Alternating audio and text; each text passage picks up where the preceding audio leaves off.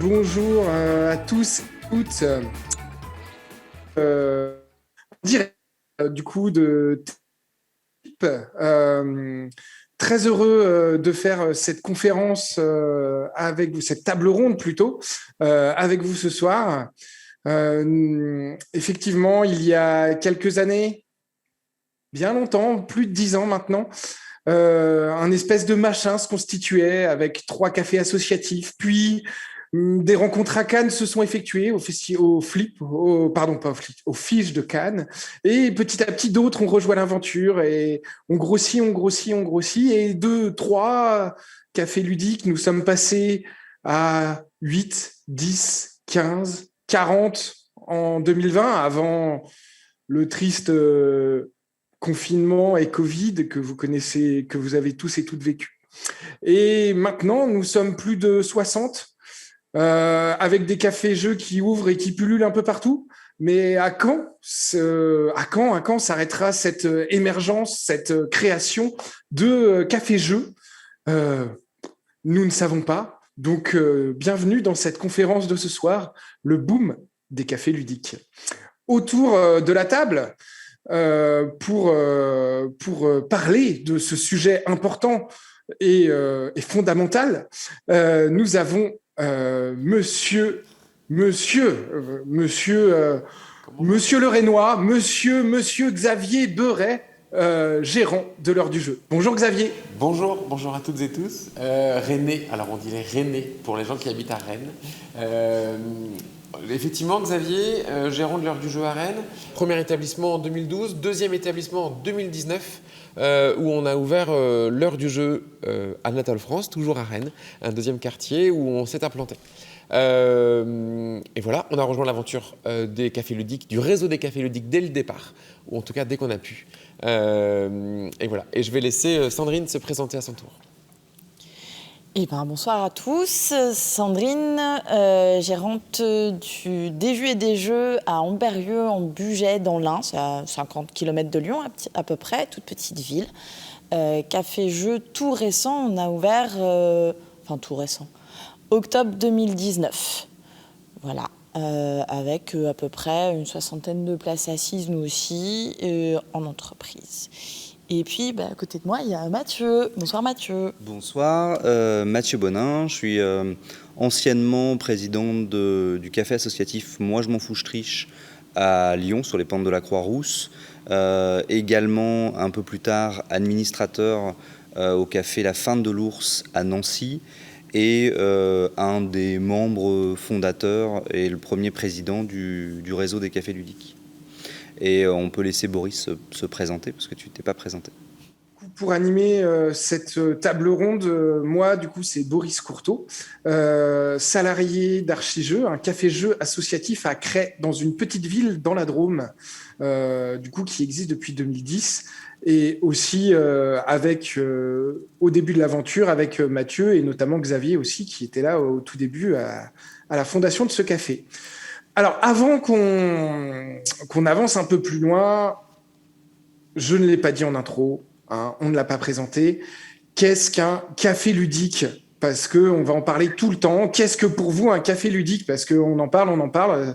C'est quoi ? C'est un café avec des jeux ? Xavier, tu as une idée ? Alors, c'est pas un café avec des jeux.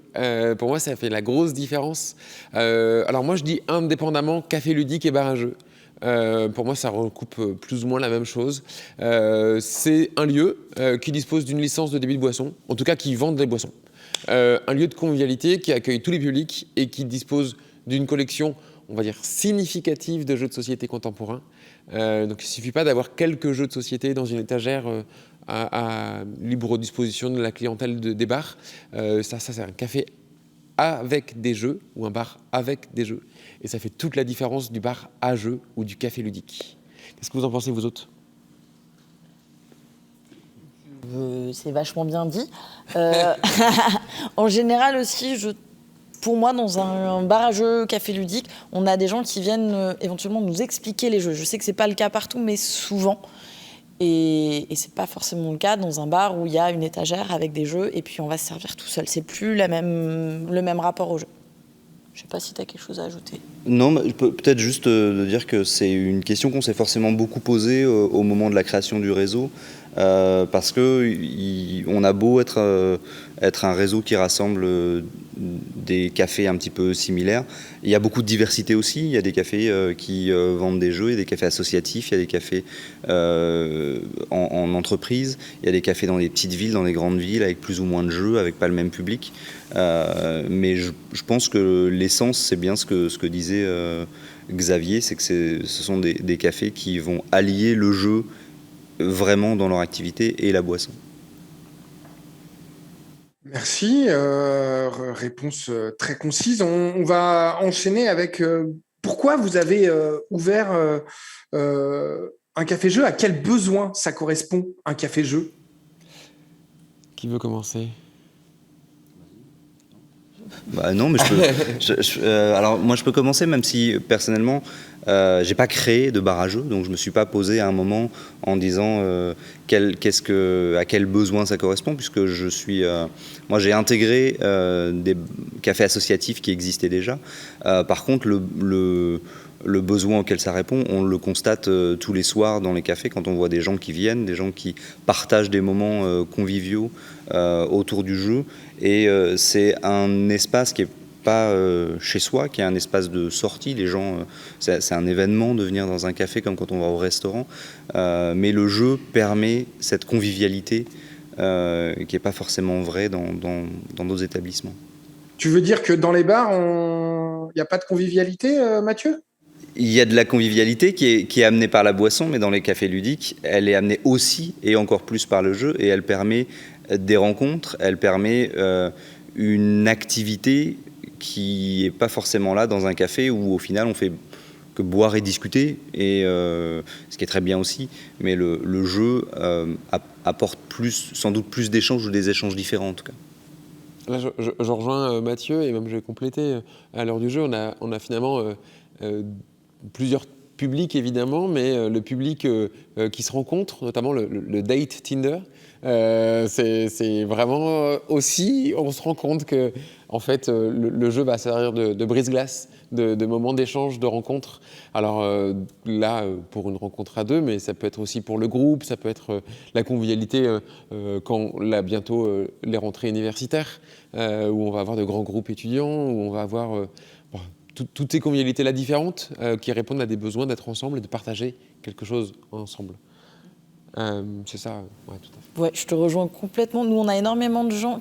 Amberieu, c'est une ville qui n'est pas loin de Lyon. On a beaucoup de gens qui arrivent à Lyon et puis qui s'installent pas loin de chez nous et qui sont tout seuls, ils connaissent personne, ils connaissent pas la région, ils savent pas quoi faire. Et ben par le jeu, il n'y a pas besoin de savoir quel est ton métier, qu'est-ce que tu fais dans la vie, qu'est-ce que blablabla, t'es un peu timide, et ben là on va jouer, au bout de 5 minutes on rigole avec des gens, peut-être qu'on va bien s'entendre, on va se retrouver un peu plus tard, et ça facilite la rencontre et l'intégration dans le paysage local, entre guillemets.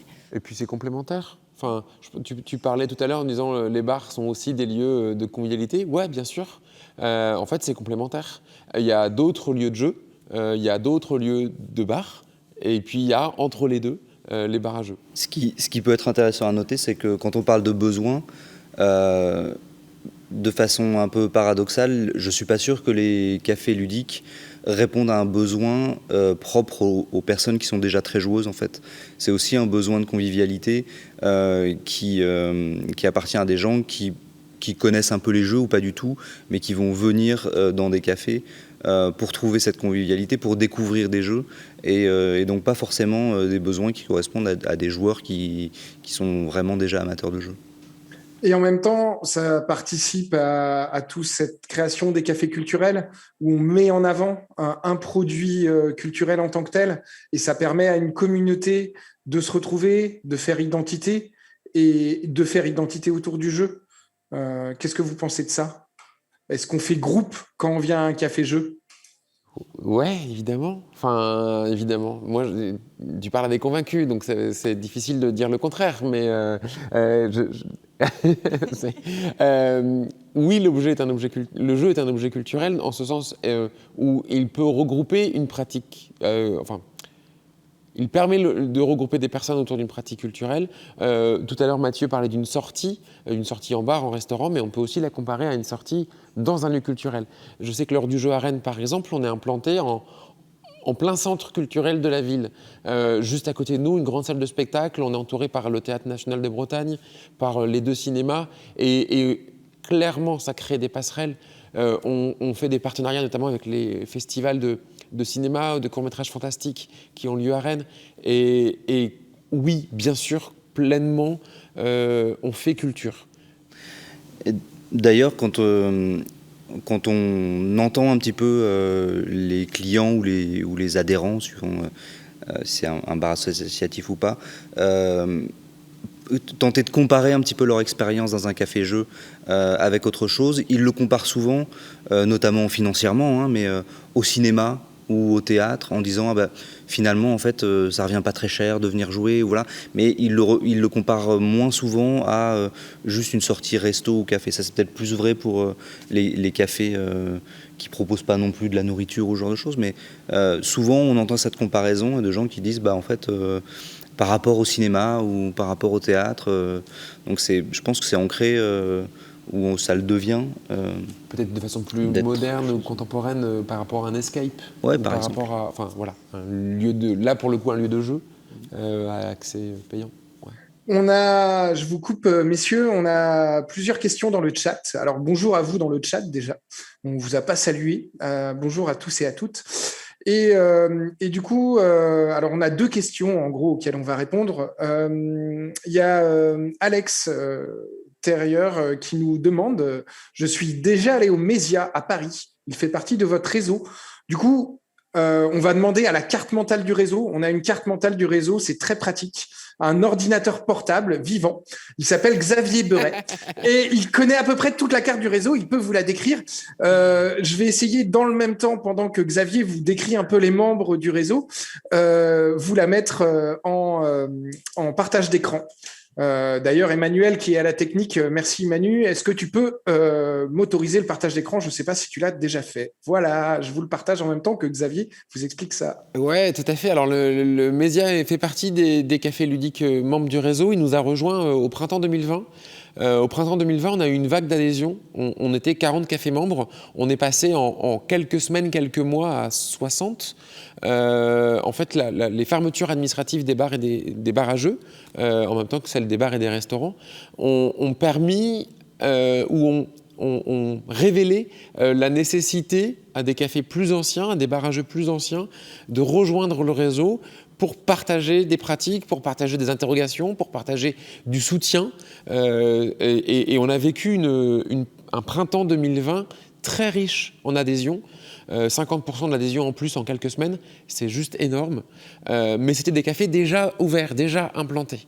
Donc on voit en région parisienne, effectivement, il y a le Mésia. C'est pas le seul, il y a les tartines ludiques, par exemple.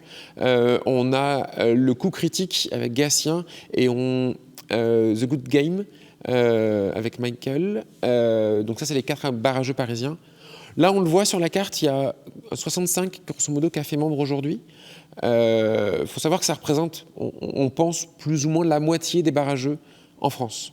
D'autres ne font pas le choix de nous rejoindre, ce qui est légitime pour des raisons peut-être qu'ils ne connaissent pas. On pense de moins en moins nombreux, ou peut-être qu'ils ont d'autres envies, d'autres portées, d'autres projets, et c'est totalement légitime. Donc le réseau des cafés ludiques n'est pas exhaustif dans la proposition des bars à jeux. De très nombreux lieux vous accueillent aussi à l'extérieur du réseau. Peut-être vous voulez ajouter... on peut faire une dédicace aux 2 nouveaux, peut-être? Oui, bien sûr. Il y a 2 ouvertures aujourd'hui même. Il y a le Chamois ludique à Niort. Les voisins. On n'est pas loin, à Parthenay. Et il y a le kiosque à Lannemezan, dans les Pyrénées. Voilà. Bon courage à eux pour cette première soirée. Ouais, première soirée ce soir d'ouverture. Bravo, parce que c'est des mois d'ouverture, c'est des mois de projet.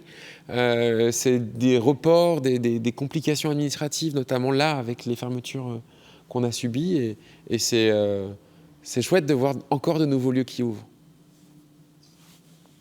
Ouais, et juste redire, il y a des endroits où Mathieu galère à rajouter de nouveaux lieux sur la carte. Hein, c'est parce que c'est C'est vrai. Mathieu qui fait la carte. La carte a été créée, designée par Christine Alcouf qui avait réalisé notre logo. Et effectivement, c'est moi qui la mets à jour et ça m'arrive de pester un peu quand il y a un nouveau bar lyonnais, par exemple, ou nantais qui nous rejoint. Il faut les serrer un petit peu. Ouais. Le dernier Lyonnais qui nous a rejoint, c'était The White Rabbit. Le White Rabbit, ouais.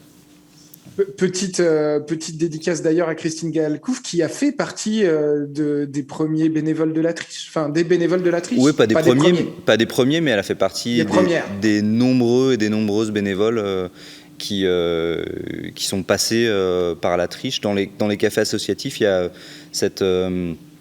ce parcours un peu que certains et certaines suivent d'être joueuses, clientes, ensuite habituées, et puis de pouvoir franchir un petit peu, de passer de l'autre côté du bar pour devenir bénévole.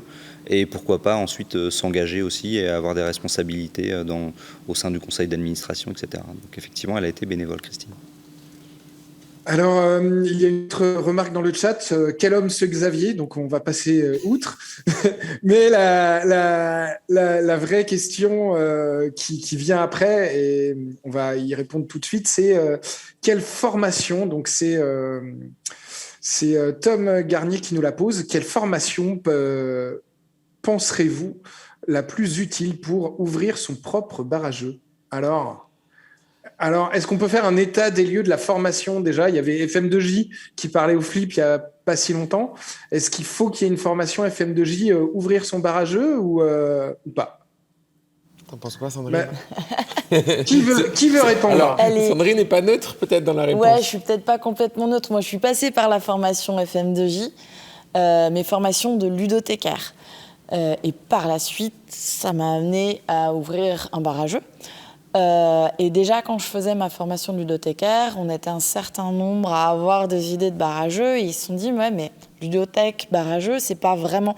On est voisins, mais on fait pas le même métier exactement. Donc peut-être que ça serait intéressant d'ouvrir une autre branche et de faire une autre formation dédiée, spécifique pour les bars à jeux. Après, est-ce que... Le truc, c'est que pour le moment, on est tellement différents, on fait des choses tellement... On a des objectifs très différents, on a des fonctionnements très différents. Est-ce que du coup, mettre en place une formation aujourd'hui, c'est pertinent? Je sais pas. Mais peut-être que Xavier ou Mathieu ou Boris, vous avez une idée. Moi, j'ai pas le même avis. Alors, j'ai pas fait de formation. Je suis de la reconversion professionnelle. Je viens d'un autre secteur d'activité totalement et j'ai jamais travaillé dans des bars avant. J'ai jamais travaillé dans le monde du jeu avant. Et puis, en quelques mois, j'ai ouvert mon bar à jeux. Et j'ai tout appris sur le tas et mes premiers clients ont essuyé les plâtres pendant que j'essuyais les verres peut-être. Mais du coup, ouais, effectivement, aujourd'hui que la profession se développe vraiment, on peut penser à 150 lieux en France, au moins 15-20 lieux qui sont en cours d'ouverture sur l'année qui vient, un par mois grosso modo, et c'est ce qu'on avait avant la période de fermeture 2020, un ou deux lieux qui ouvrent tous les mois. Donc c'est exponentiel, enfin c'est très très bien, mais c'est chouette. Et du coup, une vraie formation, là où je ne suis pas tout à fait d'accord avec Sandrine, c'est que je pense qu'il y a des vrais points communs, notamment sur l'animation en bar à jeux. On se retrouve, et d'ailleurs on a fait des émissions Twitch pendant cette fermeture, là au printemps, sur ça, où on a découvert qu'on avait finalement plein de points communs sur comment mettre en jeu dans un bar à jeux. Pas mal de points communs aussi sur la proposition de boissons, sur les contraintes de snack, sur les contraintes d'ouverture, sur les contraintes administratives, sur la difficulté de se financer. Tout ça sont finalement des points, quelle que soit la nature du projet, en ville, en campagne, dans des grandes villes, dans des petites, dans des projets associatifs ou pas, sont finalement des choses assez transversales qu'une formation pourrait aborder. Je pense que ce qui est important aussi, c'est de garder en tête que un café ludique, c'est l'aspect café, l'aspect bar et l'aspect ludique, l'aspect jeu. Et parfois, il vaut peut-être mieux aussi avoir plusieurs personnes qui aient ces compétences-là, qui aient les différentes compétences. Ça peut être plus simple parce qu'effectivement, aujourd'hui, il n'y a pas de formation qui forme aux deux, qui forme à la fois à la gestion d'un bar et à l'animation ludique. Et on a quand même pas mal de lieux où les compétences ne viennent pas de la même personne, mais sont amenées par des personnes différentes, que ce soit des associés ou des employés. Et puis, pour faire un état des lieux de la formation en France du jeu, c'est quand même très pauvre. Il y a que FM2J, Cholet. Il y a pas beaucoup de structures qui... Bordeaux a une Bordeaux, formation. pardon. Oui, Bordeaux. Et il y a un master Et en parisien. il y a un master à Paris. Donc, ça fait 4 formations en France pour je ne sais pas combien de ludothèques, de cafés-jeux il y a en France. Et c'est un métier qui se développe, on le sait. On l'a vu avec cette crise, il y a eu un gros engouement, si on parle aux boutiques de jeux, elles ont vendu énormément de jeux. Il y a un gros engouement sur le jeu en général, et du coup, des lieux comme ça, de la médiation au jeu, va être de plus en plus nécessaire. Et du coup, et c'est pareil, une fois qu'on est formé, reste FM2J qui peut nous former, mais on est beaucoup de professionnels. C'est peut-être le moment de parler un peu de ce qu'on a fait, nous, au sein du réseau. Qui veut prendre la parole? Sandrine ou Xavier qui ont porté ça fortement? Ouais, Qui commence? on a plusieurs initiatives déjà. C'est une des missions du réseau, aider aux porteurs de projets, aider les hommes et les femmes qui mènent ces projets-là. On a des forums d'entraide, on a une mine d'or d'informations et de questions-réponses par des personnes qui travaillent dans les cafés-jeux et qui mènent ces projets-là. Et puis on a un guide qui est en cours de rédaction, de finalisation de rédaction, un guide synthétique de 25 pages, A4, avec que du texte, qui pose des questions plus qu'il n'offre de réponses, et qui permet un chemin de fer, qui permet de poser les bases de la réflexion sur l'ouverture d'un projet. Ça, c'est la première chose qu'on peut faire. On peut dire aussi le réseau permet l'accueil dans des cafés-jeux ouverts de personnes en projet, en insertion, en immersion, pardon, on dit ça en immersion. Je ne sais pas si tu as accueilli toi, mais on parlait la semaine dernière avec Noémie, qui tient la fabrique à jeux à Nantes. On l'a rencontrée hier sur le Flip et elle nous disait que la semaine dernière, elle avait une immersion, quelqu'un qui venait de, Mathieu, tu t'en souviens, des herbiers, ça me revient. Les herbiers en banlieue nantaise, les herbiers, un projet qui est en cours, et donc effectivement 2 semaines d'immersion. Il y a quelques semaines, fin juin, début juillet, à Caen, la Case Départ qui recevait un bar à jeux de l'Eure Évreux. Voilà, donc c'est des choses qui se font aussi. Alors, c'est pas la formation à proprement parler. 2 semaines d'immersion, c'est très court, mais ça permet quand même de se frotter au terrain. En termes de formation, on peut aussi parler du séminaire qu'on a fait à Bergerac. Oui, bien sûr. On a profité des fermetures obligatoires de nos lieux en mai pour se regrouper dans des conditions sanitaires sécurisées. On a tous fait des tests, mais pour se retrouver tous ensemble à Bergerac, à Ludic Forever, qui est un hôtel qui fait lui-même partie du réseau des cafés ludiques, puisqu'ils intègrent un bar et ils intègrent notamment un projet aussi de bar à jeux. Et ça a été l'occasion de faire des sessions de formation. Et on a bien vu sur ces sessions de formation qu'il y avait des aspects ludiques, qu'il y avait des aspects plus bar, il y avait des aspects juridiques. On a essayé de couvrir un petit peu l'ensemble des champs que recouvrent nos métiers. Il y a eu notamment une super formation de la barista en chef, Sandrine Mouliac. Sandrine et Nico, si vous voulez des conseils sur le café, allez les voir. Ils vous font une formation top. Si vous voulez faire de l'immersion à des jus et des jeux pour apprendre comment faire un bon café, je vous invite à y aller. Immersion dans le café. Tout Merci pour tout. Sandrine, tu veux rajouter quelque chose sur cette question Non. de la Non, pas. formation et de la formation en interne? Si ce n'est que je pense qu'on fait partie des lieux où on accueille le plus de personnes qui n'ont pas du tout de formation du monde de la restauration ou du monde du jeu. Il y a beaucoup, beaucoup de reconversions chez nous. Je sais que moi, c'est l'intégralité de mon équipe. Je ne sais pas trop chez vous. Bon, après, quand c'est du bénévolat, c'est pas forcément des gens du monde du jeu de base. Mais c'est vrai que on fait partie de ces lieux où les gens viennent parce que ils ont envie de changer de lieu, parce qu'ils ont une passion ou du moins un intérêt pour le jeu. Et ça change, je pense, vachement notre rapport à l'activité qu'on exerce. C'est pas un métier où je vais pour manger, c'est un métier où je vais parce que ça me plaît. Et je pense qu'on est assez nombreux dans ce cas-là. Et ça change vachement de choses. Sur le chat, Cécile Collin nous dit il y a peut-être la formation animateur jeu à FM2J à faire. Voilà. Un peu ce que ton parcours, Sandrine, du coup. Ouais. On enchaîne avec une question du chat.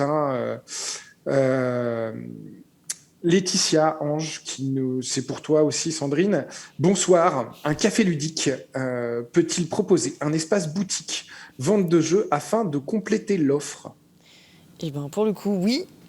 Donc, des jeux et des jeux, comme on est dans une petite ville et qu'il n'y a pas vraiment de boutique spécialisée à côté avec laquelle faire un partenariat et fonctionner, on a une partie boutique qui n'est pas énorme, mais qui permet d'aller proposer nos coups de cœur, les jeux que les gens réclament en sortant en disant « je peux l'acheter où celui-là ?» plutôt que de dire tu vas aller faire 50 km pour l'acheter, il est chez nous. Maintenant, voilà, c'est des choix qu'on fait ou pas. Je sais qu'il y en a qui ont une boutique qui est séparée du café. Je pense qu'on peut le faire. La pertinence dépend de où on est situé et des partenariats qu'on peut avoir autour de nous, principalement. Je pense que le modèle économique, alors là c'est ma formation, je suis désolé, je reviens aux chiffres tout le temps. Il ne faut pas oublier que je suis trésorier du réseau et voilà. Mais du coup, je pense que d'un point de vue modèle économique, notamment dans des territoires de petites villes où il n'y a pas de boutique de jeux ou une boutique multiproduit, multiculturelle qui va peut-être avoir que des jeux enfance, il est important de se diversifier. Dans le réseau, on accueille de plus en plus de bars à jeux qui ont un coin boutique. Alors, pour adhérer au réseau, il faut que la partie bar à jeux soit significative, voire même majoritaire, sur la partie boutique. Et puis, il faut une licence de débit de boisson. Ça prive aussi certaines boutiques de l'accueil des mineurs, par exemple, puisqu'il y a un accueil particulier. Mais en tout cas, je pense à Montluçon, par exemple, qui est aussi une ville pas très très grande, ils ont fait le choix d'avoir une boutique. Et je pense que c'était indispensable pour le modèle économique. Pour la vie du lieu, mais c'est pas le seul. Chez Yoda, Saint-Jean-en-Royan, par exemple. Bref, il y a tout un tas de lieux sur des territoires plus modestes, sans jugement de valeur, mais qui complètent l'offre café ludique par la boutique de jeux. Ouais, et juste pour compléter rapidement, on parlait tout à l'heure de la diversité des différents cafés. Et c'en est aussi une, la localisation, l'offre qu'il peut y avoir autour. Le travail qu'on a fait et par lequel on a commencé de parler sur qu'est-ce qu'un café ludique, ça nous permet, nous, aujourd'hui, de savoir qu'un café ludique peut, en plus de son activité qui est celle d'un café ludique, proposer un petit peu de vente pour compléter son animation, tout en restant un café ludique. À l'inverse, une boutique peut très bien avoir un espace de jeu, etc. Mais je pense qu'aujourd'hui, après pas mal de réflexion, pas mal de travail, on arrive assez clairement à faire la différence entre ce qu'est un café ludique et ce qu'est une boutique, au-delà de juste cette activité de est-ce que je vends quelques jeux ou pas. Autre question, du coup, plus interne. Justement, on parle de territoire, on parle de choses. Est-ce qu'on peut parler des différents territoires où sont implantés un peu nos cafés et où sont implantés en tout cas vos cafés et pourquoi, quel sens ça a sur place? Qui veut commencer? Bah, peut-être toi. Allez. Donc moi, je suis dans une petite ville, 15 000 habitants, en périphérie lyonnaise, on va dire. Donc avec des gens qui travaillent à Lyon pour beaucoup et qui viennent vivre au vert. Voilà. J'ai oublié une partie de la question et tout va bien, on parle du territoire. Du territoire. De comment on est implanté. Donc chez moi, on va avoir un public très très familial parce que c'est essentiellement ce qu'il y a sur la commune. Voilà, ce qui n'est pas forcément le cas, je pense par exemple à Rennes, chez Xavier. Oui, tout à fait. Alors moi, je suis implanté à Rennes, j'ai 2 bars aujourd'hui. Pourquoi 2? Parce qu'on n'a pas réussi à avoir un grand, alors on en a 2 moyens. Du coup, c'est les choix qu'on a pu faire, et parfois malgré nous. Mais on est très content d'avoir 2 lieux. Rennes est une ville plus grande, même si c'est pas non plus... C'est 250 000 habitants. 250 000 habitants, dont presque 100 000 étudiants. Étudiants ou jeunes actifs. Les moins de 30 ans sont une large part de la population. La pyramide des âges est totalement, par l'inverse, mais vraiment atypique. Et d'ailleurs, on le voit l'été quand la masse des jeunes s'en va. La ville est déserte. Donc on a forcément une clientèle qui s'en ressent. Je l'ai dit tout à l'heure, l'un des cafés dans le centre culturel de la ville. Donc on a une clientèle, on va dire jeune active, 25-35, qui commence à travailler ou qui est en fin d'études.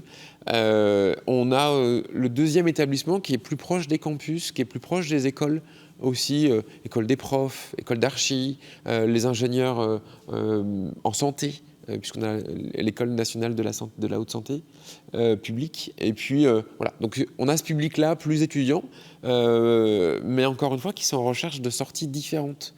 Rennes est peut-être connue pour sa rue de la Soif. On n'est pas rue de la Soif, pourtant on est un bar quand même, hein. Mais c'est différent. Et à Lyon ? À Lyon, il y a beaucoup de cafés. Moi, je m'en fous, Triche, au départ, s'est installé. Je pense qu'il est né à Lyon assez logiquement parce que Lyon est une ville historiquement avec des grosses communautés de joueurs et de joueuses. Et du coup, ça fait sens qu'un groupe de joueurs se soit dit on a envie d'un lieu pour jouer, pour accueillir des gens, pour aussi prêcher un peu la bonne parole ludique. Après, au fur et à mesure que des nouveaux lieux apparaissent, on voit des diversités, aussi en termes de public. Le public que décrivait, ou les publics que décrivait Xavier sont les premiers auxquels on pense, notamment dans les grandes villes. Mais effectivement, il y a des cafés qui s'adressent plus ou moins aux geeks, on va dire, aux gens qui aiment les loisirs un peu de l'imaginaire et les jeux, et voilà, et puis qui vont être plus facilement attirés vers des jeux un peu plus complexes où il faut s'investir un peu plus. Et puis on a des cafés qui vont viser plus des joueurs casual, comme on dit, donc qui viennent avant tout pour passer un bon moment. Mais on a aussi des cafés peut-être moins en ville, mais de plus en plus quand même, qui vont accueillir des familles, donc avec des horaires d'ouverture aussi adaptés aux familles, avec une ludothèque adaptée aux familles, et même une offre de bar adaptée aux familles. Donc le public au départ était un peu le même, je pense, pour beaucoup de cafés, et aujourd'hui il est en train de se diversifier aussi par rapport aux localisations. Au-delà de la localisation, pardon Boris, mais au-delà de la localisation, effectivement, moi je pense que ce sont les équipes qui teintent les lieux. Les équipes qui travaillent, le porteur de projet ou les porteurs, si c'est du collectif, qui font un café à leur image et qui projettent ce qu'ils ont envie d'y faire. C'est vrai que même dans des villes très petites, on a des cafés qui sont très geeks. Et quand on compare chez Yoda, par exemple, ou La Vache Carrée, c'est des profils très différents, alors que la localisation est peut-être assez proche au final. Alors, chez Yoda, on l'a cité beaucoup. Est-ce qu'on peut dire où il est ? Saint-Jean-en-Royan. Saint-Jean-en-Royan. Dans le Vercors. Et La Vache Carrée est à Riom. Riom. Voilà. Riom. Ah, on dit Riom ? Je dis Riom. Ouais. Je sais pas. Je ne suis Moi, pas, alors je ne suis pas du Massif Central. Je crois que c'est dans le Puy-de-Dôme. Et je citais chez Yoda, mais je pensais aussi à la Cantina, en fait, La qui est Cantina, aussi dans un... Saint-Maximin, les Saintes-Baumes, dans le Voilà. Var. Et Et, très euh, thématisé et- Star Wars à fond. Et pour repréciser, nous, par exemple, donc c'est une question aussi beaucoup de Kevin Robert qui demande bonjour à tous, quel public, donc on vient d'y répondre, hein, vient dans vos barrageux et quels seraient vos horaires d'ouverture. Pour repréciser, nous, Archéjeux, c'est pareil, on est à Crest dans la Drôme, donc petite ville de moins de 10 000 habitants, à 30 minutes de Valence. Mais gros bassin de vie, parce qu'il y a beaucoup de jeunes, et du coup on a beaucoup de trentenaires et beaucoup de familles qui viennent. Les gens viennent faire beaucoup de bébés dans la Drôme, et du coup on a un public très familial. Et en même temps, le soir, effectivement, on a un public geek aussi de fans qui vient jouer le soir à des gros jeux, et on arrive à faire des nuits du jeu à 50 personnes facilement. Donc, on a quand même des joueurs qui viennent jouer. Alors, sur des petits jeux, certes, mais aussi sur des jeux un peu plus conséquents, comme tu le disais, Mathieu. On a d'autres questions du chat. Donc, on a une remarque d'Alexis Trier qui nous remercie pour nos débats et qui pense à une reconversion plus tard. Merci à nous, mais il aime bien son poste à l'Éducation nationale. On a Jérémy. Alors, oui, pour répondre à la question de Kevin juste avant, pardon, nos horaires, nous, on est ouvert un peu en journée, presque pas tous les soirs, le samedi matin pendant le marché parce que c'est la folie, et le mercredi toute la journée pour les familles. Et je sais pas, Sandrine, toi, si c'est à peu près les mêmes horaires? Pas loin. Nous, on a une petite spécificité, on fait resto aussi. Du coup, on ouvre à 11h30 en semaine parce qu'on sert à manger. Et puis après, on ne ferme pas jusqu'au soir. Et on a des publics qui tournent, c'est-à-dire qu'on va avoir les familles jusque vers 17-18h. Et puis après, ça bascule et on a plutôt les adultes qui viennent faire l'apéro et manger. Et en semaine, on ferme à 22h, le week-end à minuit, le dimanche à 18h parce qu'après, on va s'écrouler. Voilà, mais c'est vrai qu'on s'est adapté au public qui venait. Et nos horaires ont beaucoup bougé en à peine un an d'ouverture, en vrai, avec toutes les fermetures. Voilà. Mais je sais que, Xavier, toi, t'as pas du tout ce type d'horaire-là. T'as pas le midi-ci? Alors, j'ai le midi sur l'un des deux lieux. On a parlé tout à l'heure du coin boutique. Le coin boutique, il peut être une activité complémentaire, source de revenus et qui permet de l'équilibre financier des structures. La restauration, c'est un deuxième pilier sur lequel s'appuient nombre de cafés ludiques et de barrages en France. Donc, nous, deux lieux, l'un dans lequel il y a énormément, un quartier dans lequel il y a énormément d'offres et de propositions de restauration très différentes à tous les budgets. Donc là, on ouvre le soir seulement, 17h, 1h, grosso modo, et puis les week-ends. L'autre quartier, par contre, qui est beaucoup plus pauvre en propositions de restauration, là, on ouvre les midis on paye un loyer 24 heures par jour. Donc c'est peut-être dommage de fermer la majorité du temps. Maintenant, ouvrir plus, ça veut dire plus de monde, plus de salariés, plus de contraintes aussi. Parce que comme tu le dis, Sandrine, c'est épuisant d'ouvrir tous les jours de la semaine à rallonge. Et c'est pas tenable sur des toutes petites équipes. Donc il faut faire des choix de fermer.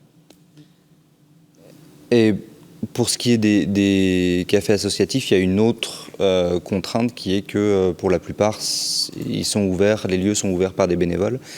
Et un bénévole en journée, ça travaille, donc ça ne peut pas ouvrir le bar. Et donc il y a quand même une bonne partie des cafés associatifs qui n'ouvrent qu'à partir de la fin d'après-midi jusqu'à tard dans la nuit. Ouais. Oui, nous, à Archéjeux, on a un modèle hybride où on a des salariés et qui ouvrent le lieu et des bénévoles qui ouvrent en soirée et week-end. Parce que en général, nous, les salariés, on est occupés sur plein d'autres modèles différents. Une autre question du chat, est-ce que louer des jeux, donc j'essaie de retrouver qui c'est, je suis désolé, il commence à y avoir plein de questions, est-ce que proposer de la location dans un café ludique est pertinent économiquement? Vas-y, Mathieu. Alors je pense qu'on aura tous à peu près la même réponse, même s'il y a eu des expériences pendant les fermetures et les confinements. Comme on le dit depuis tout à l'heure, un café ludique, c'est des jeux et c'est des consommations. Et quand on fait de la location, alors ça peut avoir une utilité quand nos lieux sont bondés, voilà. Mais globalement, les gens qui remportent les jeux chez eux, ils consomment pas dans les bars.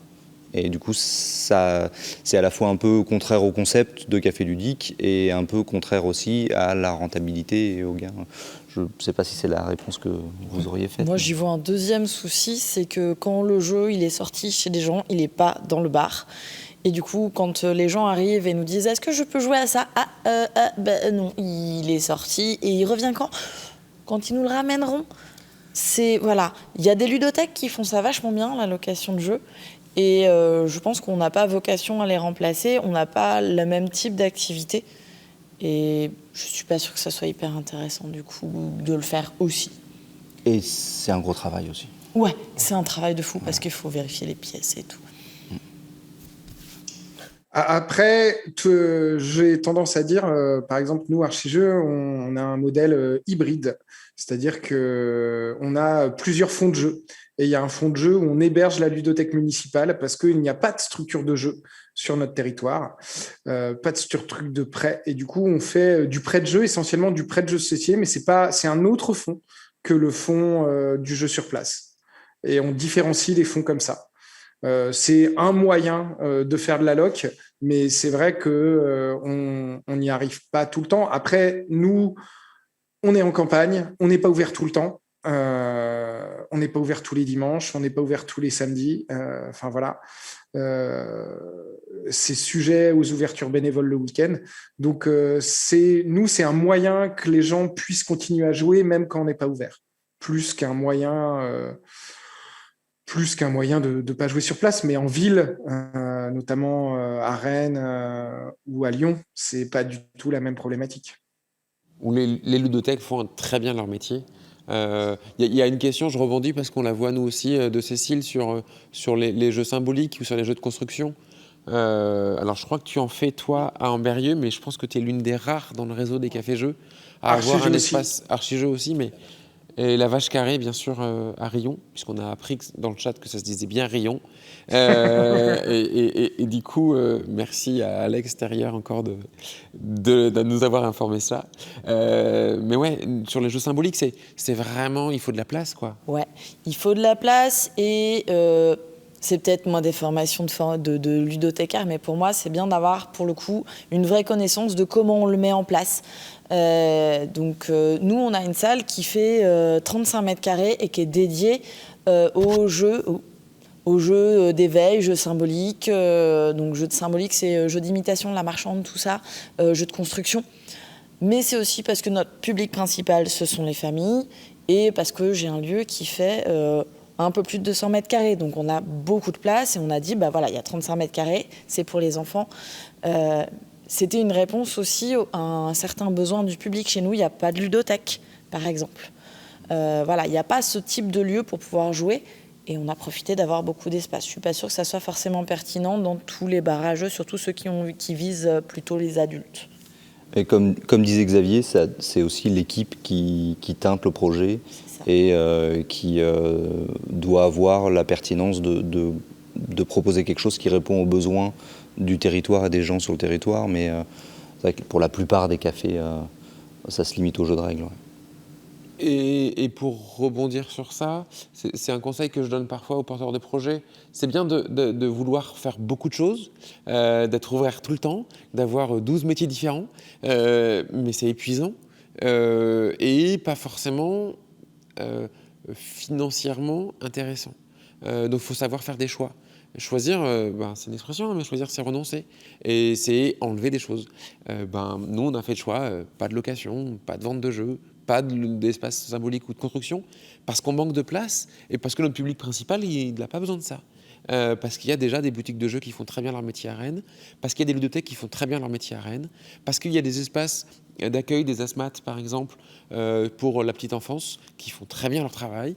Nous, on en fait un autre qui n'existait pas avant qu'on arrive. Et en cela, on répond à un besoin. Ça peut effectivement, par contre, être complémentaire à un endroit où ça n'existe pas, je pense. C'est ça. Nous, par exemple, nous, Archijeux, on est sur une pluriactivité de choses. On fait du jeu extérieur, on va avoir une activité de bar principale qui est notre cœur cœur de métier et cœur de lieu, là où tout le monde se retrouve. Et en même temps, on va faire plein d'animations à côté, plein d'animations de petite enfance. On est en partenariat avec plein d'autres structures. Et du coup, tout dépend de où vous êtes situé et de comment, de ce que vous voulez mettre en place. La question du territoire, enfin, on l'abordait juste avant, hein, elle est primordiale là-dedans, en fait, d'analyser votre territoire et de savoir où vous vous placez et avec qui vous travaillez. Juste sur le chat, on a une question encore d'Alex Trier sur le fond de jeu. Est-ce que les éditeurs vous aident à fournir des jeux dans vos ludothèques? Alors oui et non. Alors ça dépend de la question. Je vais poser la première question qu'on me pose souvent. Où est-ce que je me fournis dans mes jeux? La très grande majorité des jeux qu'on a à l'heure du jeu ont été achetés en boutique de jeux locale. On parle de territoire depuis tout à l'heure, on parle de métier complémentaire du monde du jeu. Ludicaire est un métier essentiel à la chaîne et les bars à jeux ont vocation à acheter leurs jeux dans les boutiques de jeux. On en est convaincu au sein du réseau, on a fait des communiqués à ce sujet. Mathieu, tu veux ajouter? Notamment aussi, les cafés ont vocation à choisir les jeux qu'ils ont dans leur café et du coup à faire un acte actif de sélection avec l'aide de leur ludicaire parfois pour constituer leur fonds et pour le constituer de façon avec des choix qui sont réfléchis et qui sont propres à leur projet. Et du coup, maintenant, est-ce que les éditeurs nous aident? Oui. Mais oui, mais comment? On peut en citer quelques-uns, peut-être les derniers, peut-être. Ouais. Ils sont là, ils sont là. Ils sont derrière toi. Alors, je crois que ton yokai est à l'envers. Voilà. Il est mieux, il est à l'endroit. Du coup, effectivement, oui, on a des éditeurs qui nous aident à peu près... dans toutes les galaxies différentes, chez tous les distributeurs, on a des éditeurs qui nous proposent soit des avant-premières, c'est le cas avec Last Message qu'on a reçu début juin, de Yellow. On a reçu Alors, quand je dis « on a reçu », c'est le mot, et je vais corriger un tout petit peu, on a reçu une proposition de l'éditeur qui nous a proposé, pour une bonne partie d'entre nous en tout cas, de bénéficier d'un jeu de démonstration qui nous permet de faire jouer les publics qu'on accueille. Parfois, certains éditeurs limitent la quantité de lieux, soit par leur nature, les lieux qui font boutique, soit en nombre, pour limiter le nombre de jeux à offrir. On l'a dit tout à l'heure, 150 bars à jeux en France, ça fait beaucoup de jeux à offrir. Et tous les bars à jeux ne reçoivent pas tous les jeux qui sortent tous les jours. Il y a une vraie évolution aussi à mesure que les bars à jeux prennent toute leur place dans le paysage ludique et montrent leur utilité pour promouvoir le jeu de société, mais aussi les jeux individuellement. Et là où une époque, on pouvait dire que les éditeurs soutenaient les bars à jeux, aujourd'hui, je pense que ça va dans les deux sens, parce qu'ils le font aussi de manière intéressée, et où nous, on est aussi content de les soutenir et de soutenir leurs jeux en les proposant à nos clients, nos usagers. Donc aujourd'hui, c'est plus des partenariats de gagnant-gagnant que vraiment un soutien caritatif des éditeurs au café. On disait tout à l'heure que le jeu est un objet culturel. La reconnaissance du jeu comme objet culturel, ça passe aussi par le fait de financer ces jeux-là. Même si on est ravis que les éditeurs nous proposent des partenariats, des choses avec eux, mais c'est vrai qu'aussi, c'est important que nous, on participe à acheter les jeux et à du coup payer les auteurs, les gens qui font le travail d'édition, les illustrateurs et tout ça. C'est logique aussi. Autre petite question, du coup, ces jeux que vous recevez ou que vous animez, qu'il y a dans le café, on y a déjà un peu répondu, mais est-ce que les gens qui viennent sont en autonomie pour apprendre le jeu ou est-ce qu'un animateur est spécialiste des règles et est là pour expliquer les règles? C'est encore Alex Trier qui nous pose la question, c'est encore une Terrier qui nous pose la question, encore une question du chat. C'est une excellente question et je pense que chaque café fait un peu comme il peut. Les cafés on va dire, certains cafés ont fait le choix d'avoir des animateurs ou des animatrices spécialistes dédiés à l'animation des jeux.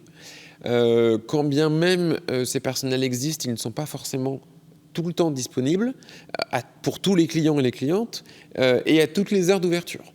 Du coup, il serait difficilement finançable d'avoir des animateurs et des animatrices en nombre suffisant pour couvrir l'ensemble des amplitudes horaires et toutes les tables. Il faut savoir, moi c'est mon cas par exemple à l'heure du jeu, on a 5 animateurs et 5 animateurs et animatrices qui représentent alors ils ne sont pas tous à temps plein, mais 3,5 temps plein en gros, 3 personnes et demie. Et ben, ces personnes sont payées en gros sur la marge du bar. On ne vend pas l'accès au jeu, il est offert aux clients. Et du coup, c'est important de le dire parce que c'est un coût très important, c'est un investissement important du bar pour promouvoir le jeu, pour expliquer le jeu, pour que les gens puissent, les clients et les clientes découvrir des jeux, avoir des animations de qualité professionnelles par des personnes formées, compétentes. C'est un investissement massif du bar. Et en cela, on est reconnu à Rennes, et en cela, on est choisi par la clientèle parce que on n'est pas un lieu comme un autre, quoi. Mais c'est pas gratuit, quoi. Chez nous, c'est pas exactement la même chose. Nous, on est tous des couteaux suisses. C'est-à-dire que l'équipe chez nous, elle fait 4 personnes. J'ai donné un petit peu mes amplitudes horaires tout à l'heure. On peut pas faire tout le temps, c'est pas possible. Ça veut dire qu'on est majoritairement 2 à la fois et on fait la cuisine, le service et l'animation. Et du coup, on essaye d'être le plus possible pour expliquer les jeux. Pareil, c'est pas spécialement un surcoût par rapport au service de si on va dans un bar ou dans un resto. Mais du coup, c'est dans la mesure de nos possibilités, forcément. Et après, il faut quand même souligner que malgré toutes les contraintes économiques notamment et de disponibilité, dans la définition d'un café ludique qui a été faite par le réseau, l'expertise sur le conseil de jeu et sur l'explication des règles est primordiale, et on considère qu'un café qui aurait une sélection de jeux mais pas d'expertise pour mettre les joueurs en jeu, il lui manquerait quelque chose pour être, selon nous, véritablement un café ludique. Donc bien entendu, tous les cafés ne peuvent pas avoir tout le temps des animateurs disponibles, notamment s'ils font aussi le service, mais c'est une expertise qui est primordiale pour un café ludique. L'autre limite aussi, notamment sur les cafés associatifs et même sur tous les cafés jeux en fait, on commence à avoir des ludothèques impressionnantes pour les plus anciens notamment, peut-être pas les nouveaux, mais on a 800, enfin je sais que nous on a plus de 800 jeux. Si on compte les jeux de la ludothèque et les jeux de la boutique qui nous met des jeux de démo à dispo, on est à plus de 1000. Donc forcément, il y en a dedans qu'on ne connaît pas. Et il est impossible de connaître un fond de jeu conséquent par cœur. Donc il y a un moment où forcément les gens sont obligés de se remettre à la règle. Mais en général, on est là pour accompagner, pour aider du mieux qu'on peut. Mais voilà. Et il y a une idée reçue aussi qui est assez courante, c'est que pour être animateur dans un café-jeu, il faut connaître des centaines de règles de jeu, il faut être au courant de tout ce qui se passe, alors qu'en fait on se rend compte que souvent connaître, je sais pas, une petite sélection d'une vingtaine de jeux, 30 jeux, je sais pas, mais surtout des jeux pour des profils différents, ça permet déjà de répondre aux gens qui vont venir dans le café en sachant pas du tout à quoi ils veulent jouer et en ayant besoin absolument de conseils. Et c'est des gens qui souvent ne connaissent pas beaucoup de jeux, donc on peut les orienter vers un jeu qui va leur correspondre. Et on n'a pas forcément besoin de connaître tous les jeux du monde, quoi. En ça, on peut citer l'exemple du Café des Jeux de Grenoble, où alors c'est un lieu un peu important qui a beaucoup de place et beaucoup de personnel. Et au Café des Jeux de Grenoble, ils ont... alors j'ai fait une pause parce que c'est K, la lettre K et fée comme une fée, donc café des jeux. Et ils ont fait le choix d'avoir 2 équipes, une équipe de bar et une équipe d'animation, comme nous à Rennes. Et l'équipe du bar est formée sur une sélection d'une 30aine de jeux qui est disponible au comptoir. Et si l'animateur ou l'animatrice qui est là ce jour-là n'est pas forcément dispo tout de suite, et ben, le personnel du bar va conseiller, expliquer en 2-2 sur un coin de bar l'explication de la règle. Et puis la personne pourra partir avec le temps que l'animateur ou l'animatrice soit dispo. Pour un conseil plus long, plus personnalisé sur le fond de jeu qui est beaucoup plus large.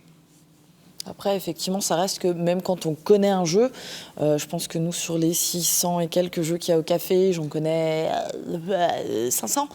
C'est déjà énorme. Ça veut dire qu'il y a déjà, voilà, il y a une bonne centaine où je vais ramer. Mais par contre, on a tellement l'habitude d'expliquer, de lire une règle, de décortiquer, qu'on va accompagner le joueur dans la découverte du jeu. C'est-à-dire que c'est moi qui vais prendre la règle, je vais faire le déroulé et on va faciliter l'accès au jeu plutôt que de juste se poser dessus, lire le texte et essayer de comprendre comment ça marche. C'est un autre type d'accompagnement qui marche pas mal aussi. Autre remarque, question du chat. On a Muriel Sautejeu qui nous demande, qui trouve nos démarches très intéressantes, mais qui pense à monter un café jeu sans alcool, et elle se pose la question, quelle durée entre le moment où ça a émergé dans vos têtes et le moment où il y a eu l'ouverture du café, en moyenne. Elle nous demande une moyenne. Alors ça va être très difficile. La moyenne, c'est compliqué, hein. Ah, c'est compliqué, ouais. On peut donner chacun ce qui s'est passé à la création de nos cafés. Déjà, ce sera une première petite moyenne. Alors, pour moi, l'idée est arrivée en 2013. Mais vraiment, la petite graine là qui dit « j'aimerais bien faire ça ».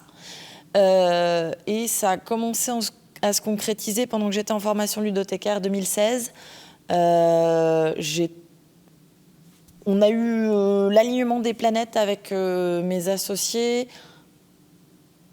fin 2017 pour ouvrir début 2019. Voilà, ça deux ans et demi. Ouais, 2 ans. 2 ans. 2 ans.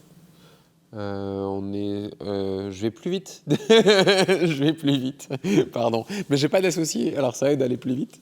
Mais on va moins loin parfois. Du coup, j'ai pris la décision d'ouvrir un café ludique en l'été 2011 et il a ouvert à l'été 2012. 1 an. 1 an pendant lequel l'étude de projet, l'étude de marché, la comparaison. Il faut savoir qu'en 2011-2012, il n'y avait pas énormément de modèles et pas énormément de données. Donc c'était beaucoup plus compliqué. Il y a 10 ans, il y avait 10 cafés-jeux sur un modèle économique comme celui que je me projetais. Donc c'était beaucoup plus dur d'avoir des points de comparaison.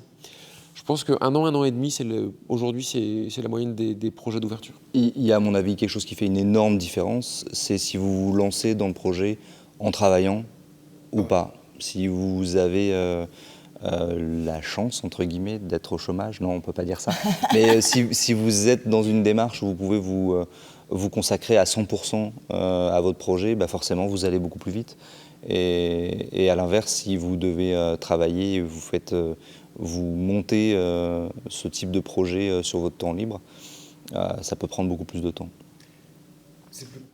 Il y a des organismes d'aide et de formation sur les porteurs de projets, sur les reconversions professionnelles, et notamment la BGE, la CCI, avec des formations.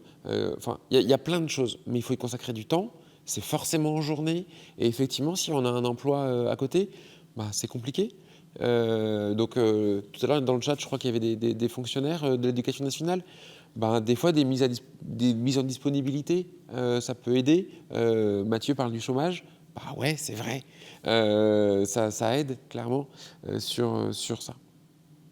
Et d'ailleurs, sans tricher avec le chômage, il y a des dispositifs qui permettent aux gens qui sont sans emploi de monter son entreprise et de pouvoir profiter d'aide financière pendant ce temps-là. Notamment... Pardon, vas-y. Fini. Quand on est au chômage, un truc qui est vachement bien, c'est qu'on peut aller faire des stages dans des cafés. Et ça, c'est le truc à faire absolument pour se rendre compte de si c'est un métier pour nous ou pas. Ouais. C'est d'aller dans au moins un café, mais j'ai envie de dire même plusieurs, pour voir les différences et les ressemblances, et d'aller y passer du temps. Moi, j'ai passé 1 mois au Shrubbery à Villeurbanne, donc Lyon. Ils m'ont apporté plein de trucs et ça a complètement modifié la manière dont j'allais monter mon café derrière. Le fait de voir dans la vraie vie comment ça fonctionne. Donc ça, je recommande fortement. Et pour ça, Pôle emploi peut apporter des aides là-dessus. Ne serait-ce que ça leur a rien coûté. Et moi, pendant ce temps-là, je touchais à mon chômage. Donc ça, c'est vachement pratique. C'est indispensable. Passer du temps dans les cafés-jeux, c'est indispensable.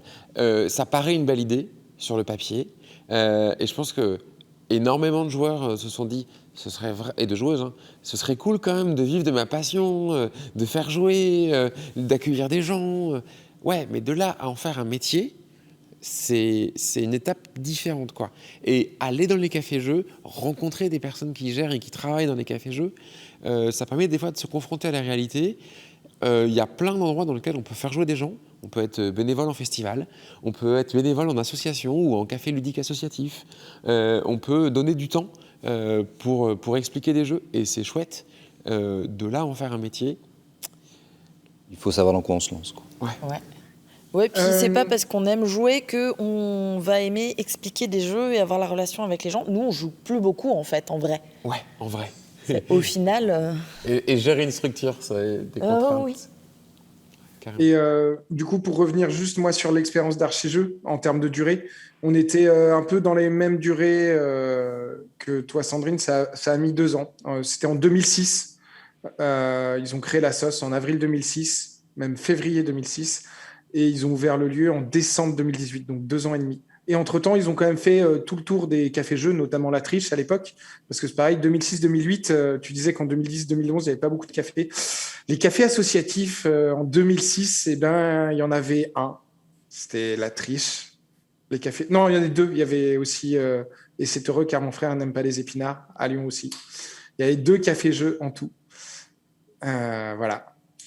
Et du coup, ouais, c'était. Et ils ont fait le tour des cafés-jeux. Et eux, ils sont fait financer, parce que moi, j'étais pas là à la création, ils sont fait financer leur création avec des subventions européennes, notamment, et régionales. Et du coup, il y a eu des fonds d'investissement qui ont été mis en place dès le début. Donc, je crois que le truc, c'est ne pas partir sans fonds et sans moyens, aussi. C'est un peu casse-gueule sinon. Et pas tout seul, on est d'accord. Et pas tout seul. Voilà. Et puis, si vous voulez créer votre café, il y a un réseau aussi, il y a un forum, on l'a déjà dit, mais voilà, on peut aussi aider là-dessus. Et il y a un guide qui va bientôt sortir. On enchaîne avec un petit truc. C'est quoi ton métier au quotidien, les plus, les moins? Qu'est-ce que t'aimes bien dans ton taf? Qu'est-ce que t'aimes pas dans ton taf? On commence par Mathieu qui n'a pas de taf dans les cafés ludiques. Non, mais je peux me baser sur les souvenirs et être bénévole dans un café associatif, c'est quand même beaucoup de choses cool et pas beaucoup de choses pas cool parce qu'on laisse les salariés ou la salariée de l'association faire des trucs pas très sympas. Donc, mais c'est quand même très différent parce que c'est pas un métier à proprement parler, c'est du bénévolat. Moi d'abord, mon métier a beaucoup changé forcément en 10 ans. Mon premier métier, c'était quand j'ai ouvert le lieu, accueillir les publics, préparer des boissons, animer des jeux, mais en même temps faire de la compta, de la plomberie, appeler l'électricien, réparer le bidule, changer les machins, enfin homme à tout faire quoi. C'était mon premier statut d'ailleurs sur les réseaux sociaux, dans la case fonction, je disais homme à tout faire à l'heure du jeu. Parce que je ne pouvais pas dire autre chose. Maintenant, je dirais que je suis coordinateur ou j'anime une équipe de personnes. Je gère pas mal la communication, puisque j'ai cette facilité-là et cette compétence-là, mais c'est ce que je fais aujourd'hui au quotidien. Mais j'ai la chance d'avoir 15 personnes avec moi, donc ça change tout. Sandrine, 4 personnes, t'es encore dans le modèle femme à tout faire? Oui, moi je dis je suis couteau suisse, c'est un peu plus sexy, mais c'est pareil. Qu'est-ce que j'adore dans mon boulot, c'est présenter un jeu et voir les étoiles dans le fond des yeux des gens, la découverte du truc où ils s'éclatent, où ils sont arrivés, ils étaient tristes, ils avaient passé une mauvaise journée et ils repartent et ils ont la banane parce qu'ils ont passé un bon moment, ils ont rencontré des gens cool, ils ont bu des trucs qui étaient sympas, ils ont mangé peut-être quelque chose qui leur a plu, ils ont joué. Voilà, ça c'est le côté, enfin le truc qui nous nourrit de l'intérieur et je pense un peu tous, c'est ce rapport humain. Ce que j'aime pas, la gestion. Je crois qu'on n'est pas très nombreux à aimer ça. Moi, j'aime bien. Oui, voilà. C'est pour ça que j'ai dit pas très nombreux, tu vois. J'ai et puis, j'ai perdu mon cuistot et j'ai plus de cuistot et je suis passée en cuisine et je veux sortir de ma cuisine. Voilà. Mais ça, c'est aussi ce côté, on fait tout et du coup, aussi les trucs qui nous bottent pas plus que ça. Et toi, Boris, du coup, ça donne quoi? Qu'est-ce que t'aimes bien? Qu'est-ce que t'aimes pas? Alors, moi, ce que j'adore, c'est la diversité. Comme l'a dit Xavier, moi, ça fait 11 ans que je bosse à Archijeux. Je crois qu'il n'y a pas une année qui s'est ressemblée. Enfin, voilà. Donc ça, c'est quand même le truc hyper chouette. Enfin, je m'ennuie pas. Et un café-jeu, c'est pas un simple café-jeu. Enfin, à mon sens, hein, parce qu'il y a des projets qui émergent de partout, tout le temps. C'est hyper diversifié. C'est votre forme hybride aussi qui fait ça, Boris, peut-être. C'est quoi? C'est votre forme très hybride, Oui, oui, avec aussi. plein de projets qui arrivent, qui changent, qui mutent, on rajoute un truc, on en enlève un. Enfin, Ah oui, oui, oui. c'est Nous, votre richesse. ça évolue. Mais là, là, tu vois, l'année dernière, j'étais directeur de travaux, par exemple. Enfin, voilà. J'ai jamais fait ça et j'ai pas trop envie de refaire ça. C'est pas une expérience agréable. Ça, vraiment, la prochaine fois, je paye un archi. Enfin voilà, il n'y a pas moyen, mais on choisit un budget, on trouve un archi, mais je ne refais pas ça parce que ça me prend du temps et c'est pas mon métier. Je suis pas bon à ça. Et puis c'est chiant. Si je peux rebondir sur les plus et les moins, sur les métiers, sur les choses qu'on fait, je nous invite collectivement, et celles et ceux qui nous regardent aussi. J'ai appris ça en formation récemment sur se poser la question de quels sont mes objectifs, quel est mon but et quelle est ma finalité. Les objectifs sont mesurables, quantifiables, on peut les poser noir sur blanc, on peut faire les choses. Le but, déjà, on arrive sur quelque chose d'un peu plus vague, moins peut-être précis, mesurable. Et puis la finalité, tu l'as dit tout à l'heure, créer du souvenir, créer de l'émotion, partager quelque chose autour du jeu, ou faire découvrir un secteur culturel différent. Et ça, je pense que ça nous rassemble largement. Ouais. Complètement. C'est beau ce que tu dis. Ouais, je sais. En toute modestie.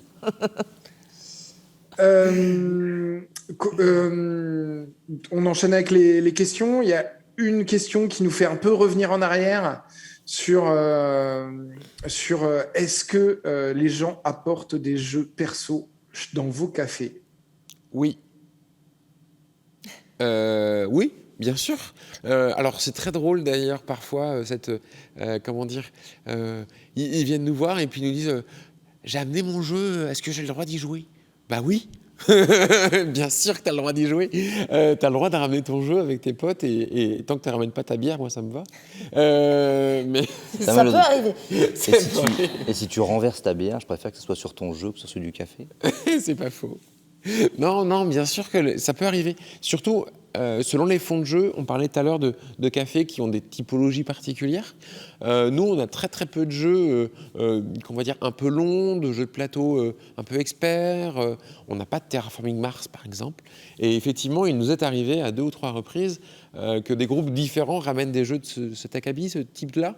Alors, je cite celui-ci parce que typiquement, il ne peut pas rentrer dans ma gamme. Il est trop long à mettre en place et à expliquer.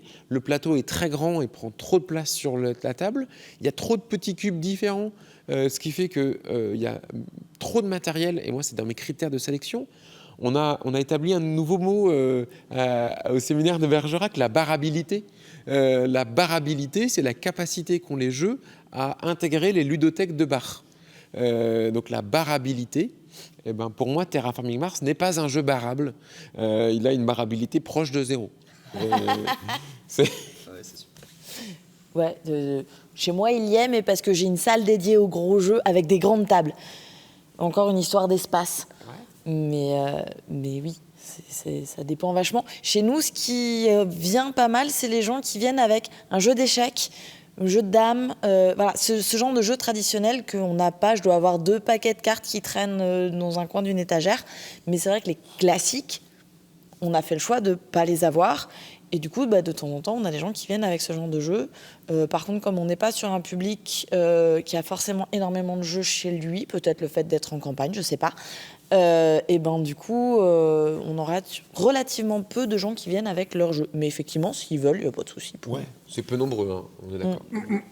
Moi, je dirais plus le fait de ne pas avoir un point de vente à côté, parce que nous, on a plein d'adhérents qui viennent avec des gros jeux et qui les laissent sur place parce qu'ils ne peuvent pas y jouer chez eux. Et du coup, on a un espèce d'étagère au-dessus des étagères, jeux aux adhérents, à jouer sur place. Et du coup, c'est vraiment l'endroit où les gens jouent, en général, majoritairement des gros jeux. Le Terraforming Mars, notamment, est là-haut.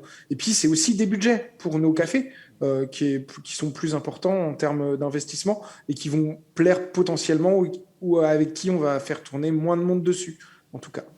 Je pense qu'il y a aussi, sur ce sujet ou sur plein d'autres, on le disait, il y a plein de profils de cafés différents. Du coup, tous les cafés n'ont pas les mêmes règles. Il y a des cafés qui ne servent pas à manger, où du coup on peut apporter à manger de l'extérieur. Il y en a d'autres où pas du tout, parce que justement il y a une offre de repas. Sur les jeux d'extérieur, je ne vois pas vraiment de raison pour laquelle un café refuserait, à part peut-être les cafés qui demandent une participation aux gens pour avoir accès à un jeu de la ludothèque. Peut-être qu'effectivement, dans ce cas-là, ils préfèrent que les gens n'apportent pas leur jeu pour consommer des jeux. Alors, tu me fais penser à une exception, tiens. Il m'est arrivé de refuser à certains joueurs de sortir leur jeu de leur sac parce qu'ils ne rentraient pas dans les critères, pour moi, de jeu en public. On a fait le choix de ne pas avoir certains jeux un peu trash, notamment pour le respect des joueurs et des joueuses à proximité. On est dans un lieu public dans lequel il y a de nombreuses personnes et on n'a pas forcément envie de partager, d'entendre des personnes rire à gorge déployée ou faire certains gestes, bref. Donc on a fait le choix de ne pas avoir des jeux, certains jeux. Et effectivement, il nous est arrivé de refuser parfois, mais c'est vraiment très rare. C'est plutôt sur des jeux qui vont qui vont faire dire des choses ou faire des choses qui ne sont pas forcément très acceptables en public, je pense. Je pense qu'on pense au même. On peut citer Blanc Manger Coco et Limite, ou les jeux de ce type-là qui jouent sur un humour qui est parfois mais aussi noir. Kamasutra, par exemple. Kamasutra, signé par Bruno Faiuti, qui est un jeu très drôle en privé, mais qui, en public, dans un bar à jeu, c'est compliqué, quoi. On simule des positions, quand même. Enfin, voilà. Mais du coup, je disais que les bars avaient des règles différentes. Et sur ces jeux aussi, on voit des règles différentes. Il y a des bars qui les bannissent complètement de leur ludothèque. Il y a des bars qui les acceptent. Il y a des bars qui choisissent de les rendre un petit peu plus acceptables en retirant certaines cartes pour éviter les dérapages un peu trop incontrôlés. Mais voilà, ça dépend vraiment du projet et des bars. Ouais. Alors, plusieurs questions sur le chat. Comment vous gérez la destruction des jeux? Comment vous gérez la destruction des jeux, les envolées de bière, les jets de pizza, les tartines beurrées, enfin, comment vous gérez ça? Alors, et puis, ouais, il y a 2 questions différentes. Il y a, effectivement, je vois sur le chat, on a la durée de vie des jeux est proportionnelle à leur usage.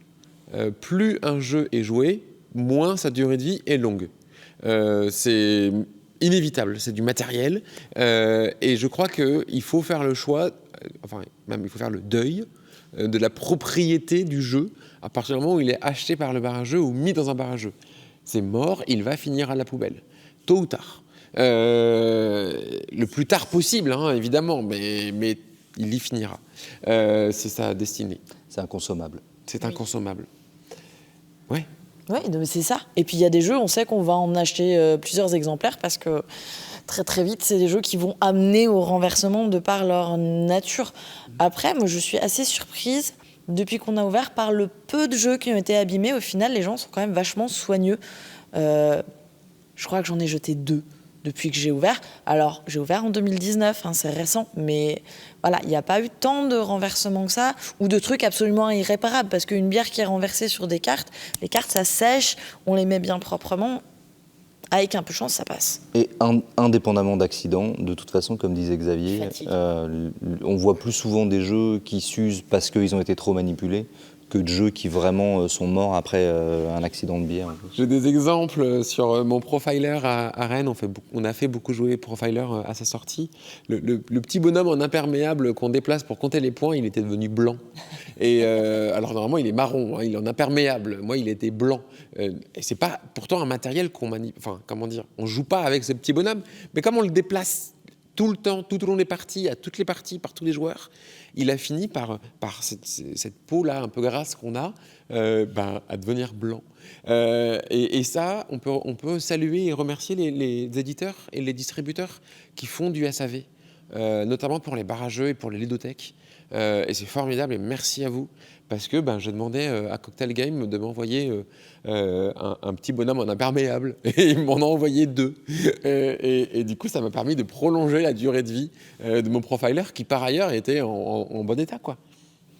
Après, il suffit de faire... là, vous faites le flip, vous restez 12 jours, regardez la tronche du jeu à la fin du flip. Il a souffert. Donc, c'est pareil dans nos bars, plus c'est manipulé. Même si les gens font attention, forcément, c'est du matériel qui s'use, c'est du carton, c'est logique. Ouais. Voilà. Ça permet aussi éventuellement de dégager des jeux pour faire de la place sur l'étagère, pour mettre des nouveautés. Oui, pour renouveler la ludothèque. Il nous reste une dizaine de minutes. Je te coupe un tout petit peu, Boris, dans la présentation, parce que j'aurais aimé aborder un point, moi. On a parlé de la carte, on a parlé de Lyon, par exemple, où il y a plein de barrageux. Et on avait préparé, nous, une thématique sur ça, sur ces villes qui n'ont pas, ou ces villes qui ont beaucoup de propositions. En quoi c'est problématique, en quoi c'est une opportunité. Je ne sais pas ce que tu en penses, Boris, j'aurais aimé qu'on aborde ça dans les 10 minutes qui nous restent. Allons-y. Peut-être pas que ça, mais notamment. Allons-y. Alors, je pose la question et j'y réponds ou quelqu'un va en parler? Allez. Alors, moi, je vais parler en termes de territoire drômois. Vas-y. Nous, on a décidé de se mettre en réseau avec les autres structures jeux, parce qu'il n'y a pas forcément de café-jeux en Drôme, de Drôme et d'Ardèche. Du coup, on travaille ensemble avec les structures jeux et on fait des événements jeux. Alors, on n'est pas sur le même territoire. On est sur un territoire un peu plus large, mais on travaille ensemble et on va faire des animations ensemble. Et on ne touche pas forcément les mêmes publics, parce que nous, jusqu'à maintenant, par exemple, on avait des joueurs qui venaient de très loin autour pour jouer le soir et des gens en journée qui allaient jouer dans les lieux du coin. Donc nous, on a choisi d'être en réseau. Voilà. Est-ce que quelqu'un d'autre veut y aller? Moi, j'y vais. Vas-y. Tu peux parler de l'exemple de Lyonnais? Oui, je peux parler de l'exemple lyonnais où aujourd'hui, à Lyon, il doit y avoir 7 ou 8 bars et qui se portent plutôt bien. On a toujours, à chaque fois qu'il y a un nouveau bar à Lyon qui apparaît, on se dit est-ce que ça va faire du tort aux autres? Est-ce que ça va... et pas forcément. Il y a des bars qui sont plus ou moins près l'un de l'autre, qui peuvent se faire un peu concurrence, mais globalement, sur Lyon en tout cas, les bars ont suffisamment une identité différente pour jusqu'à maintenant se démarquer. Mais c'est sûr que c'est une question qu'on se pose, de se dire quel est quel nombre un même territoire peut avoir de bars à jeux pour que ce soit viable pour tout le monde. Pour l'instant, à Lyon, je crois que ça l'est encore. Sur Rennes, on a fait le choix de faire notre propre concurrence. Donc, du coup, ça va être compliqué d'en parler. Puisque, du coup, je fais rire les clients en disant c'est pas la même poche, mais c'est le même pantalon. Quand vous venez à l'heure du jeu, 1 ou 2, c'est pareil. Mais on peut parler d'autres villes. Moi, je pense à Toulouse, Nantes, Strasbourg. Ces 2 exemples, Toulouse et Strasbourg sont 2 exemples très riches qui, pendant des années, n'avaient pas de bar à jeux. et qui, la même année, ont vu, voire même le même semestre, 4 bars à jeux ouvrir simultanément dans la ville, quoi. Ce qui veut dire que 4 équipes de porteurs de projets travaillaient en même temps sur la recherche de financement, la recherche de locaux, des partenariats avec des boutiques de jeux. Parfois, c'est une course de vitesse pour arriver avant l'autre. Et ces villes-là ont malgré tout fait le choix de l'intelligence. On fait le choix de travailler ensemble. Tu parlais de réseau, à Toulouse, il est assez fréquent que les gérants et les salariés de bars à jeux toulousains, ils sont 5 à Toulouse aujourd'hui, 6 même, avec Portet-sur-Garonne qui est au sud, ils se voient régulièrement. Ils travaillent la réouverture. Là, dernièrement, sur la réouverture des lieux, ils ont organisé la réouverture, les contraintes sanitaires, quel message on dit aux clients, alors qu'ils ont des fonctionnements différents, des publics différents, des organisations pas toujours identiques. Certains sont membres du réseau et pas d'autres. Et pourtant, on travaille en saine concurrence, en intelligence. Et ça, c'est... Ouais, c'est beau, mais c'est malin, en fait, plutôt que de se tirer dans les pattes. On peut dire aussi que pour l'instant, sur les quelques cafés qu'on a vus fermer dans les 5-6 dernières années, je ne suis pas sûr qu'il y en ait qui est fermé dans des grosses villes où il y avait beaucoup de concurrence. Ce n'est pas forcément la concurrence qui, en tout cas pour le moment, a fait que des projets ont périclité. Même s'il y a peut-être des endroits où ça complique la tâche, où ça oblige à plus se démarquer. En tout cas, c'est pas tant un frein pour l'instant. J'ai plus l'impression d'une synergie et d'un truc qui va alimenter les autres, c'est-à-dire que je suis allée à tel bar, ils m'ont parlé d'un autre, tiens, je vais aller en découvrir un autre, et ça crée l'envie, où je vais en parler à quelqu'un d'autre qui habite dans tel autre quartier pour qui ça fait un peu loin de venir jusque-là, et du coup ça donne envie aux gens, et plus ça va, plus il y a du monde qui vient, plutôt qu'une vraie concurrence où on va se tirer dans les pattes. C'est pas la même dynamique, en tout cas. On voit ce genre de synergie avec les escape games, même si c'est un petit peu différent, où on a tendance à dire que il vaut mieux avoir une très bonne escape game dans sa ville qu'une très mauvaise, parce que les gens qui auront fait l'escape game bonne, ils auront envie de venir chez vous. Celles qui auront fait la mauvaise, voilà. Donc c'est pas exactement le même principe dans les cafés-jeux, mais on a quand même, et c'est aussi pour ça que le réseau il existe, on a tendance à penser que plus les gens jouent, plus les gens jouent. Et plus les gens partagent du souvenir, de l'émotion, créent quelque chose en jouant, plus ils auront envie de continuer à jouer. Il suffit de voir là en ce moment, c'est l'été, les gens partent en vacances. Nous, on a des gens qui disent j'arrive de Paris, j'ai l'habitude d'aller dans des bars à jeux, du coup ça marche comment chez vous? C'est-à-dire qu'ils ont pris cette habitude-là, c'est quelque chose qui leur plaît et ils ont envie d'aller trouver ça ailleurs. Donc c'est super chouette pour nous. Et puis justement, le fait d'avoir le réseau, d'avoir la carte et de dire tiens, là je vais en vacances et il y en aura un, allez, je vais aller voir comment ça marche. C'est super chouette. Dernière thématique, après je pense qu'on se dira au revoir. Vous voyez comment l'avenir des bars à jeux avec, alors peut-être le Covid c'est un peu triste, mais c'est quoi vos axes de développement? Où est-ce que vous allez faire la fête? C'est quoi les projets qui vous tiennent à cœur? Qui commence? Vas-y. Ouais, je commence. Ouais. Aujourd'hui, lors du jeu, on a 2 bars à jeux à Rennes. Moi, j'ai Thomas qui travaille avec moi à l'heure du jeu, qui a envie d'ouvrir un bar à jeux. Donc, vous voyez, on parlait de concurrence. Il a envie d'ouvrir un bar à jeux à Rennes. Du coup, plutôt que de lui tirer dans les pattes, alors que c'est mon salarié, je vais l'aider. Et comme ça, il y aura 3 bars à jeux à Rennes. Et ce sera le sien, pas le mien, mais c'est pas grave. Ce sera un autre pantalon. Ce sera un pantalon différent. C'est un pantalon différent. C'est un pantalon différent, c'est vrai. C'est pas une 3e poche. Mais ouais, non, c'est chouette. Je pense qu'on est dans une période de dynamisme propice aux ouvertures. On le voit sur le forum et on le voit sur les LED.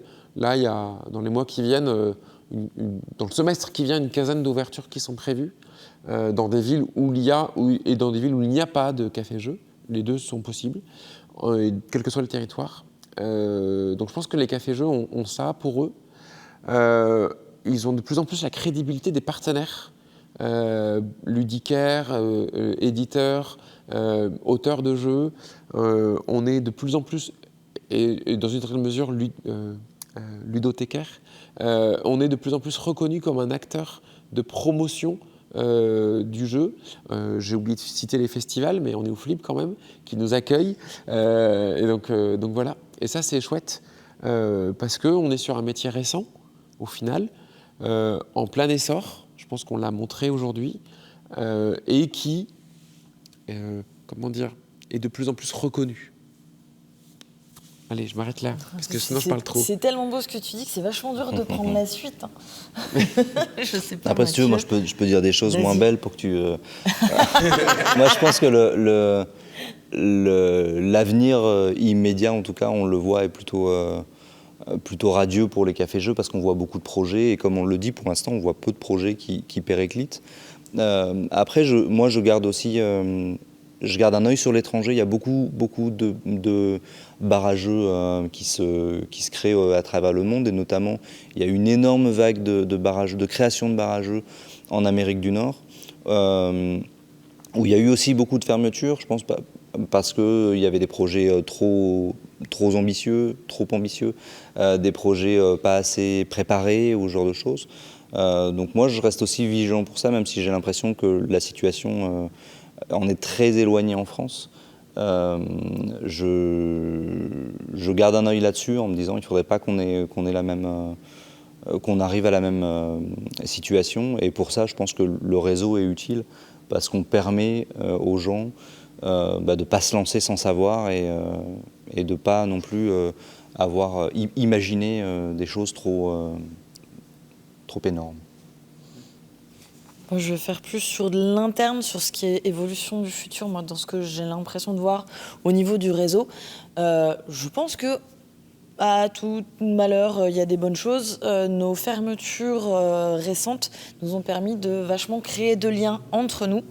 Et on est de plus en plus en train de faire des choses ensemble. Là, on a commencé à faire des quiz inter-café avec un vainqueur de quiz qui va tourner. Du coup, chacun va remettre son titre en jeu. On se file des coups de main, on va se voir les uns les autres. Et il y a vraiment un maillage et une entraide qui est très forte, qui était déjà très forte avant, et là qui est en train de se renforcer, et on essaye que ce ne soit pas toujours porté par les mêmes personnes. Voilà. Et petit à petit, ça, c'est en train d'évoluer, et on arrive à avoir quelque chose de vraiment une solidarité très très importante, et ça, c'est une grosse force qu'on a entre nous, et qui a l'air de continuer en tout cas. Eh bien, merci. Il est 22h30. Il est l'heure pour tous et toutes d'aller se coucher ou d'aller faire la fête plus tard. Et de jouer. Oui. Et de jouer surtout. Et de jouer. Nous vous invitons à éteindre votre écran, mais avant ça, n'hésitez pas cet été à visiter les différents cafés ludiques partout où vous partez en vacances. La plupart des lieux sont ouverts parce qu'on a été fermé pendant très longtemps. Et on sera hyper content et contente de vous accueillir tous et toutes. Est-ce que quelqu'un veut rajouter quelque chose ? Merci au Flip. Merci beaucoup. Merci à Emmanuel derrière l'écran. Tout à fait. Et à Isabelle derrière. Et à Isabelle derrière les caméras. Qui nous fait des grands sourires pour qu'on regarde les caméras et qu'on ne se regarde pas entre nous. C'est super. Merci beaucoup. Merci. Et puis à bientôt dans nos cafés. À bientôt dans les cafés.